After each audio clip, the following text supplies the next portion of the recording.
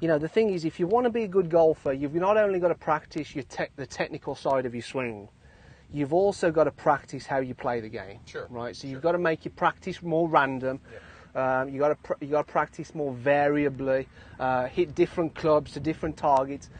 You know, what I tell people is just practice playing the golf course. Sure. Get your bag right next to you on the range and just get some balls out, the shots that you would hit on each hole, right, and practice hitting a drive down the first hole, right, that would leave you there, so then say, right, that would leave me about a 7-iron, so then get your 7-iron out, and just practice playing the holes on the golf course as well, right, that's a great way to practice.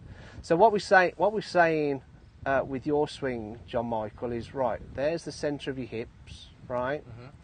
We want to try and get the centre of your hips moving slightly forward at the top, and I mean slightly, right? Just move the centre of your hips from that yellow dot to the green dot. Whereas we're not really kind of moving them forward. We're doing a good job staying in the box, but we want to move them forward. We want to be more on our front foot at the top of the swing, right?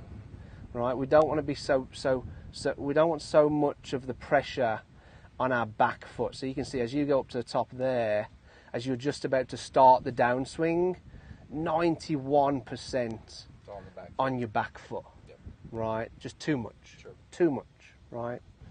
So what we're talking about, and then as you start down, just never really getting it forward enough, fast enough, right? I think this one was a little bit better than your old one, the one from down the line, because at least now you're pushing down the maximum under your front foot a little bit sooner, right? You did not hit that white peak. You did not hit that white peak going up until a lot later when I videoed you from down the line. So that's a lot better, right? However,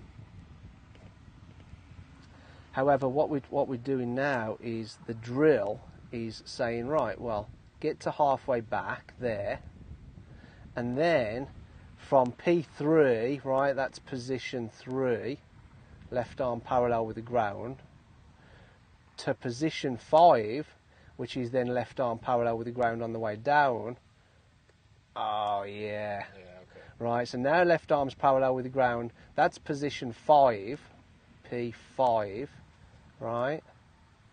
But look at the lower body. Look how much more dynamic that lower body is, right? Your head's still in the box. And your head's still in the box. Yeah, exactly. You see, your old one, it was just too. Your right foot is just too static, right? And you can see how it limits the dynamic move in your lower body and your hips, right? You can see all the way up there. Your right heel is barely. I mean, we can actually get the data from the pressure pad, right? And your right heel is still on the ground until, I mean, you still got 30%. I mean, you're only 14 on your back foot, right? But out of that 14%, 30 of that, right? 30 of that there is still on your right heel, right? There shouldn't be anything on the right heel. So the model there is Tommy Fleetwood, right? So it's like, when does he bring his right heel off the ground?